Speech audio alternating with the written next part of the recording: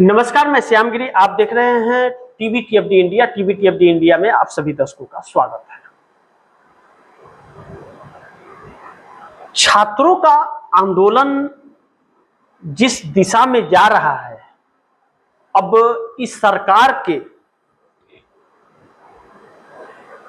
Control से बाहर हो गया। जिस तरह पूरे देश के अंदर करोड़ों की संख्या में छात्र आ गए, सभी पूर्ण राज्य, पूर्ण भारत, आप ऐसे कहिए पूर्ण भारत, पूरे भारत में हर शहर में घरों से बाहर निकल गए हैं बच्चे, और पूरा परिवार बच्चों के सपोर्ट में। कुछ परिवार प्रदर्शन में आ भी रहे हैं, कुछ नहीं आ रहे हैं तो बच्चों को भेज रहे हैं कि जाओ अपने भविष्य की लड़ाई लड़ो।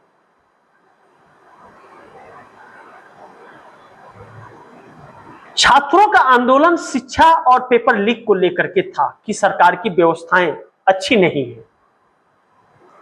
जब अच्छी नहीं है तो समस्या है, और समस्या है तो उसका समाधान निकलना चाहिए। तो सरकार समाधान न निकाल करके छात्रों पर लाठीचार्ज और बैलेट गन का इस्तेमाल किया, जिससे हजारों की संख्या में छात्र आहत हुए हैं और हॉस्पिटल में भर्ती भी हुए हैं। इस सरकार ने गलत आरोप लगाए कि पुलिस प्रशासन पर भी हमला हुआ है, इतने पुलिस वाले हैं। सोचिए, उन पुलिस वालों को हॉस्पिटल में एडमिट करके वैसे ही पट्टी बांध दी गई जैसे एक सांसद ने खुद गिरने की नौटंकी की थी और बेहोश होने की नौटंकी की थी संसद भवन के मुख्य द्वार पर, और हॉस्पिटल में भर्ती हो गया था और वहां खा रहा था। तो उस पुलिस प्रशासन का पोल खुल गया कि आरएसएस और भाजपा के गुंडे पुलिस के भेष में और सादे कपड़ों में, पुलिस के भेष में बिना नेम प्लेट के और सादे कपड़ों में पुलिस के डंडे से के साथ बच्चों पर और बच्चियां हमारी जो है उनके ऊपर बर्बरता की थी। और बैलेट गन का इस्तेमाल, यानी कि छर्रे वाली गोली का इस्तेमाल किया गया था, जिससे उनकी शरीर के हर अंग खराब हो जाएंगे।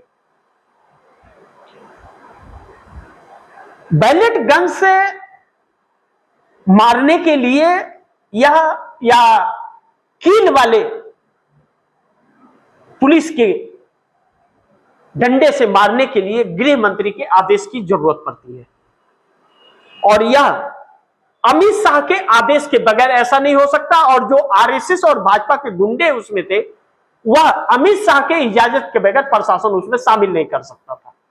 यानी कि इसके सबसे बड़े दोषी अमित शाह, गृह मंत्री अमित शाह है, और बच्चों के भविष्य के साथ खिलवाड़ करने वाला शिक्षा मंत्री धर्मेंद्र प्रधान है, और इन सब पर ध्यान रखने वाला प्रधानमंत्री इसका गुनाहगार है। तो इन तीनों का इस्तीफा होना चाहिए। ऐसे में राहुल गांधी ने प्रेस कॉन्फ्रेंस किया और बच्चों के उस पीड़ा को वहां सुनाया। बच्चे वहां पर थे, उन बच्चों के शरीर में छर्रे जो लगे हुए थे, और जिस तरह से छर्रे लगे हुए थे, और एक आंख की रोशनी चली गई थी, वैसे हजारों बच्चे हैं। उन बच्चों ने किसी पुलिस वाले को छेड़ा नहीं था। बच्चे तो हाथ जोड़ रहे थे कि आप डंडे मत मारिए, आपके भी तो बच्चे हैं। लेकिन यह बर्बरता किसने की? आरएसएस और भाजपा के गुंडों ने की। तो अब इस राहुल गांधी के प्रेस कॉन्फ्रेंस के बाद जो इतने छात्रों पर नुकसान हुआ है, तो इससे पूरे देश में एक गुस्सा और चला गया। यह सच्चाई है। लेकिन बांग्लादेश और नेपाल में जो तानाशाहियां चल रही थी और सरकार के खिलाफ जनता सड़क पर उतर गई थी और सरकार को भागने के लिए मजबूर कर दी थी, मोदी ने वही स्थिति ला करके इस देश में पैदा कर दी, और 800 प्लस शहरों में छात्र आंदोलित है शिक्षा मंत्री धर्मेंद्र प्रधान के इस्तीफे को लेकर। और डीयू के चांसलर यह कहते हैं कि जो छात्र इस आंदोलन में शामिल होगा, और कॉलेज के प्रिंसिपल कहते हैं कि जो छात्र इसमें शामिल होंगे उनके ऊपर कार्रवाई की जाएगी। राहुल गांधी ने इसका भी जवाब दिया और कहा कि डीयू के चांसलर हो या बाकी किसी यूनिवर्सिटी या कॉलेजेस के, संविधान के दायरे में रहे, अन्यथा उनका हिसाब भी कर दिया जाएगा। अगर बच्चों को धमकाने की कोशिश भी की तो उन्हें याद रखा जाएगा। ध्यान रखें हुआ इस बात का। राहुल गांधी के इस जवाब के बाद कॉलेज हुए चाहे यूनिवर्सिटियां हुई, सबके मुंह बंद हो गए। अब सवाल यह है कि क्या किसी यूनिवर्सिटी के अंदर या कॉलेजेस के अंदर प्रिंसिपल्स या चांसलर यह बात कहते हैं, धमकी दे रहे हैं छात्रों को, तो क्या बगैर सरकार के इजाजत के यह हो सकता?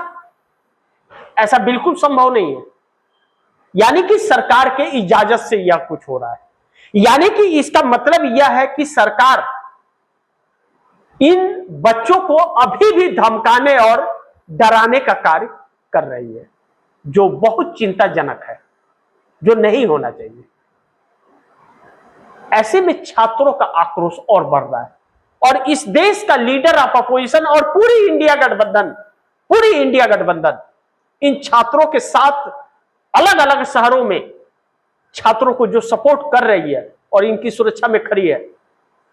संसद से लेकर संसद के बाहर, सदन से सदन के बाहर तक विपक्ष पूरी तरह से छात्रों के सपोर्ट में अपनी भूमिका निभा रहा है। छात्र दिल्ली में हैं, इनके ऊपर अगर पुलिस बर्बरता करेगी तो उससे निपटने के लिए किसान दिल्ली के चारों तरफ खड़े हैं और सरकार ने कुछ भी अनहोनी की सोची भी तो पूरे देश के अंदर छात्र खड़े हैं कि हर राज्य के हर जिले और हर विधानसभा और लोकसभा के क्षेत्र के अंदर इनके नेताओं का हिसाब बराबर हो जाएगा।